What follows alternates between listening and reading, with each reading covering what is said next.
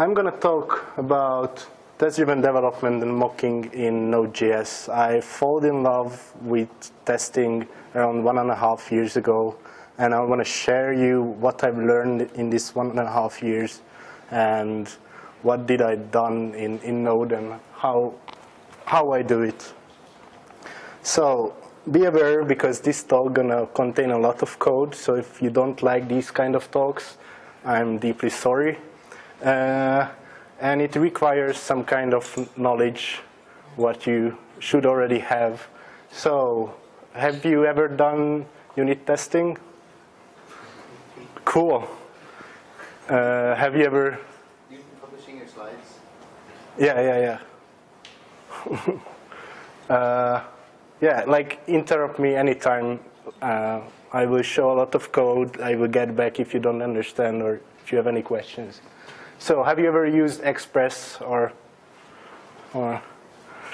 it's a little bit less? Okay, Express is a web framework for Node. So you can handle requests and you can write middlewares to respond to these requests. We will see an easy example of that. Have you used Jasmine or Mocha? Fair enough. So it's a testing framework on the BDD style. I will write my test in that style. I think it will be recognizable if you ever use some kind of testing. Sign-on.js is, even less people. It's for mocking and making stubs and stuff. You will see. But Supertest. Yeah, it's an awesome thing to mock your HTTP requests and test Express way easier. So, when you start to write tests, the first thing what you're going to face is how you manage your dependencies. Because you don't want to run things on HTTP, you don't want to write the disk, you don't want to do slow things, so you want to mock things and change behaviors. And you have to rewire your modules and tests. One approach to do that is kind of redefine require, so to rewire your modules, but I think it's a bad idea because it doesn't help any time. So if you want to mock some kind of a global variable, so I mean process or something like that, you're not able to mock it because you just can mock the other modules. And I think you can face many problems when you want to rerun your test or reinitiate your modules, because these require calls are just running on the beginning when your runtime is set it up. So I advise another approach to pass your dependencies directly in any kind of module or class or function what you create. So in this case, I pass date and console. Many people do that they have default values for these objects. I think, again, it's a bad idea because you can have really bad things to have the testing wiring on the front, on the production or on the other way, because you will forget what was the default. You will forget to pass the correct thing. So what I do most of the time, I even set up some kind of an exception if something is not defined there. So, under literature, they say there are five types of fake dependencies what you can use in these cases. The first one, it's really easy. So it just defines a dummy object which you can pass or just check if it remains the same or something like that. So in this example, I instantiate a logger, and I just pass some options in a dummy object, and I think this test doesn't really need more explaining. It's pretty simple. The next type is the fake. Fake, it's just a little bit more sophisticated than dummy. It implements the exact API what you had on the module, but on the simplified way that it doesn't use any disk, so it's really fast and it's simplified. So most of the cases, databases are mocked in this way. So you just use a memory-based database, and you can run your tests really fastly. In this case, I made a fake from date because I had a function which creates log messages, which does contain the timestamp. So I had to fake the date of one function of the date object, which returns that value, and I can check if it gets the same value. So the next is stub. Stub is really, really similar to fake. The only difference is that you can have different outputs from the functions what you are implementing. So in this case, I have a timer, and again, I mocked or stubbed the getTime function, and in this case, I call the time 2 times, and I want to have the difference between these times. So I had to change the type, and in this case, I was just only able to add this dependency once, so that was the only way to test it. The next type is the spy. The spy is it's faking a function, and it records the calls to that function. So again, I have a logger which calls the console in any log, and it will log the message to the console as well. So I'm passing a fake console there with a created spy. That's where I'm using the sign-on library, which contains spies.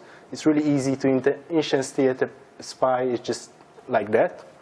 So after that, I called it, and I can have expectations that how many times and how the spy was called.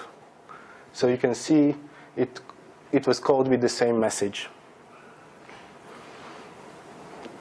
And the last one is the most difficult one, is the mock, which is, again, an implementation of an API.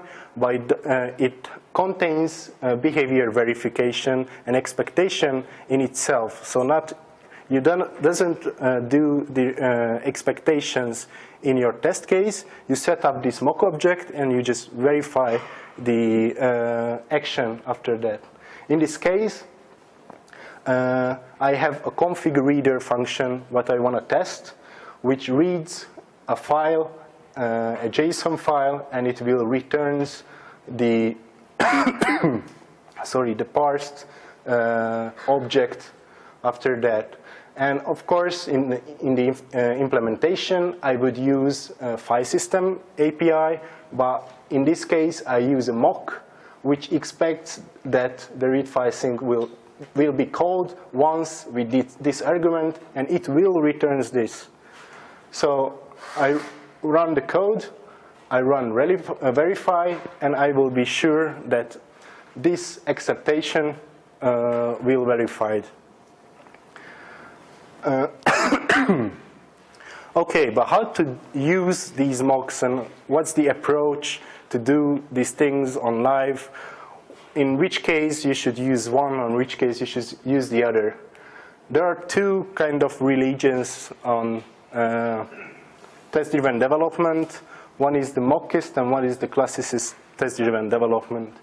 On the mockist test-driven development, you separate all of your modules. You just only test one module. You mock anything out on these dependencies, and you're just focusing on that module, and you are testing even any kind of like interface working in it. So you set up mocks, and you can test some kind of behaviors if it does it call this function 2 times or something like that.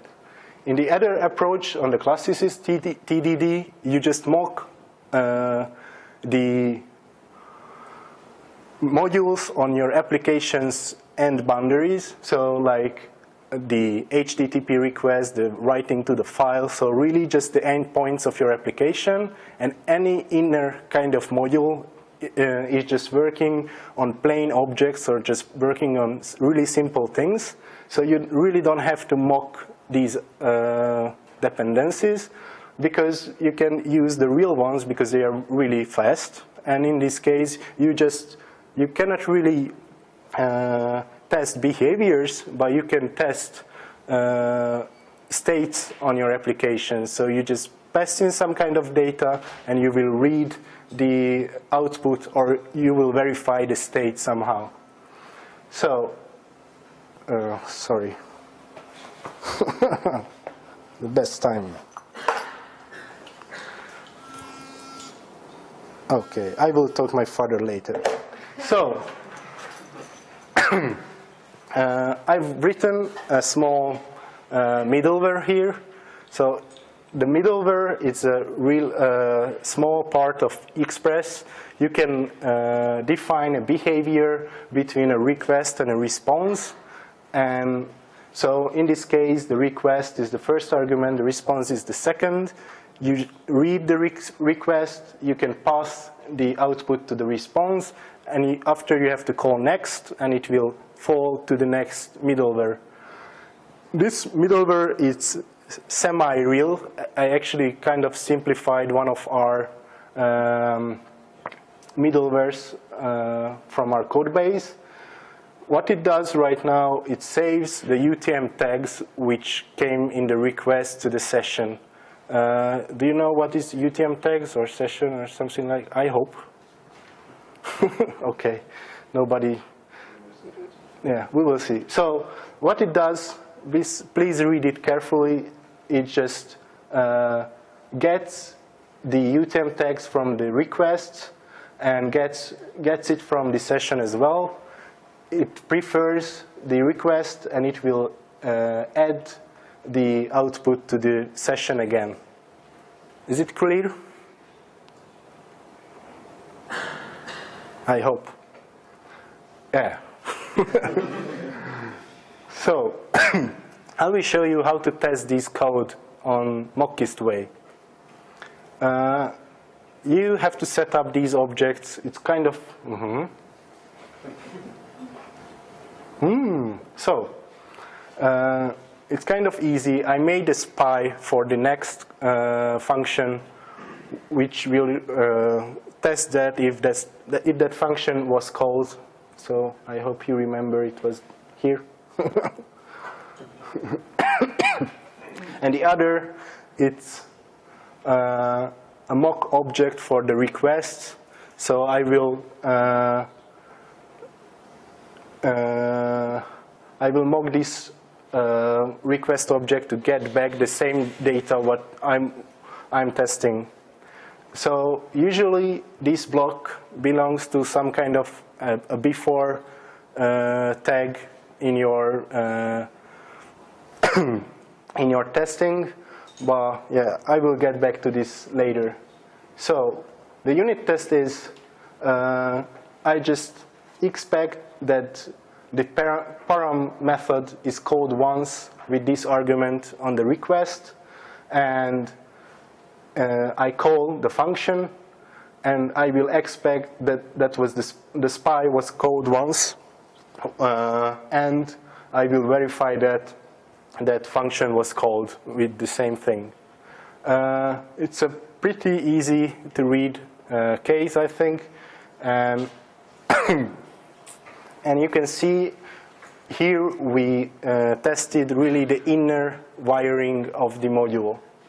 So I will show you the classicist way to test the same thing. In this case, I will set up a fake application for the module because I want to test this function in the same environment, but it will work in my production thing. So I have two middlewares. So one is before and one is after this middleware. So before I will set up the session somehow, and after I will read that session and figure out if it's in the right state. Does it clear? I think I lost already everybody. Never mind. I will go on. So in this case, I write the before session to have this UTM tag medium pair. And after that, I will fake a request. Yeah, sorry, I forgot. So in this case, I used super test to fake my HTTP requests. So in this test case, I will call an HTTP request on this request object, and it will call my fake Express application. So it calls this URL, and after that I can be sure that this after middleware the session changed to Apple. I think again it's a kind of a small test, but the setup was way higher, way bigger. In many cases it can be smaller, so it doesn't require to write this amount of code. But actually this worries me because I just wanted to test a small thing, and I had to set up a lot of things. And you could ask, where did I tested that next function? Actually, I already set up this real environment. So if I didn't written there that next function, it will times out because like the next function is not called. It doesn't get to the next middleware. So the response doesn't get back to the super test, so it will times out. So you will have the same kind of error what you would have on the production. So, but I still didn't really like this huge setup. So, sorry, on the last slide, you've got the done parameter. So yeah, but that wasn't in the last test. Yeah. On the last test, I just faked all the calls and everything. So I was calling that function synchronously, and I just checked that the callbacks were called in a proper way. In this case, I used real async functions with this fake of the HTTP request stuff in Express. So I had to use the same thing. So this is an async test. So I had to use done because this will run asynchronously to after that I got the request. So it will behave the same way that an HTTP request would behave. So I'm not amused with this code, or I'm not amused actually with the test. The code was readable and small, but the test was bad. So how to make better tests? Separate the concerns between that I had some business logic to save these UTM tags to the session, and some kind of have the priorities between the requests and the old session storage, and have a separate thing for handling the API of Express. So calling the next function and passing the session and get the parameters from the request object. So you can see I have a really small function here which has the business logic, and the other function which calls my function, and after that it handles all the API what Express has. Is it clear? Okay, nobody answers. Never mind. I hope you are just shy. Or you can ask me after that or anything. So if I want to test the business logic, right now I have really simple pure function, which is not asynchronous, which is have a really simple input and a really simple output. So I just have two dummies to have the auth session, so pass the auth session, pass the request, and I just check if it gets back the good session after that. So it's a way simpler test, and you can see there is no setup in my test. So I don't have to set up this. This whole test is readable in one idea, so you don't have to read a huge test file, and yeah, here I figured out some kind of mocking, and I will do something like something here with this kind of setup. Here you just read one unit test and it will be understandable. And I think the key thing on testing that you will read way more tests than what you write. So I think, and if there is no readable tests, you will be fucked and you will hate testing and you will not gonna write tests and you will be sad. So mock-is test-driven development gives you way deeper understanding on your wiring in your modules. And you can have way more individual test cases. So these tests are not really infecting each other. So if one is broken, it's not going to break the other. In the other hand, no, other button. So on the other hand, on the classes test-driven development, you will have production-like errors because you will use the same environment that you're in your production. And actually, I think it will lead you to make way more functional code and leads you to separation because you can see if your code is bad because your test will be bad. Actually, I tested the same code on the mockist, and it couldn't tell me that this is a bad code because it was a small and readable thing. And and I think if you have way easier fake objects in your test, you're way more happier because you don't end up on writing fake things and have a huge amount of time on your tests and not on your production code. But I think I wouldn't say just use the classes TDD. I think you should choose for your own. And I think in many cases, it's a better idea to use the mockist, and in many cases, it's a better idea to use a classist even in one application, because it would make more sense to test. So actually, in this case, to test the other function, if it calls the express or calls anything, maybe it's easier to do in mockist because you don't have to set up a huge thing, because you are just testing a boundary between the real world and your application. But when you're testing your inner business logic on your application, it makes way more sense to do it in classes TDD. So I will put up my slides to the homepage, and I will make a GitHub repository with these code examples. It's not ready yet. I will do it tonight or something like. But if you have any questions right now, hit me.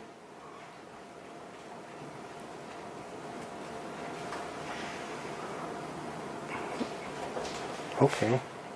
Are you a mockist? You are the mockist. Any real question?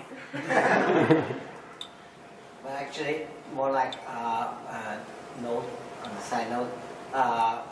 You have used Node.js's nomenclature on types of testables, basically, and it's not really the standard. There's a book called X-Unit Patterns by what's the name? Gerard Sarosh, and he has this naming, and that's what most people use, but it doesn't ring well with the Node.js. Yeah. I think like when yeah. So like all the mocking libraries what we have in the Node doesn't really really fit into these ideas, because like it will have kind of a mockist thing or kind of a stub thing or something like that. But I think you can use these libraries in these approaches and use the parts which works that way. But yeah, I think on the Node everything is about just hacking something together and it will work. So I think that's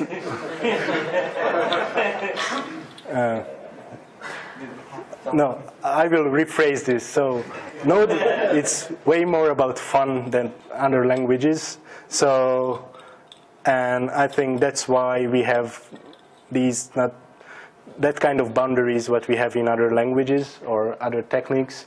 But I think that's why we are using it, because it's fun and you have to explore yourself and do it in your way. Using Jasmine for like TDD type stuff. Yeah. Can you do that for your backend Node.js code, or is it just for frontend? Yeah, you can do. Actually, there are pretty good ports for Node.js. So I usually use Karma Jasmine for Node. It's a pretty cool library. I would say it would make more sense to write your test in Mocha, but recently I usually just use Tape, which is a really, really small and easy to read library. It doesn't require you to write huge cases, just really simple things, and it kind of forces you to not have these before and after statements, just have tests that has really small things, easy to read, and one unit test is a thing. You can read it, you understand it, will run, doesn't really have connections with other things.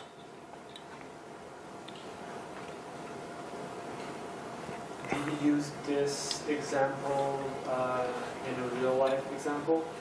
Or something similar to this? Actually, so the real story behind this, I have this function in our code on Brickflow. It handles all the UTM text, all the 5. It's a little bit more advanced because it has a loop inside for all the 5. And actually, I've written the test like I had it in the first part of the class list. So I kind of have the same test. And I figured out, yeah, I should do it better, but I didn't have time yet. The real question would have been, Yeah. So the follow-up question is that, what was the business value that you wanted from this test? So what did you try to get out from this test? Did it make the process shorter? Did you get information you couldn't access in another way? So what was the reason for doing all this? To do the testing overall. Yes. With this example.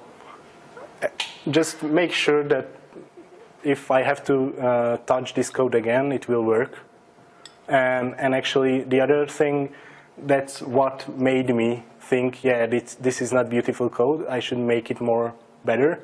And when I started to learn testing, I just started to understand what is better code and what is more readable code, and I think it helps you a lot. It's like going therapy or something like. Yeah. Then, thank you.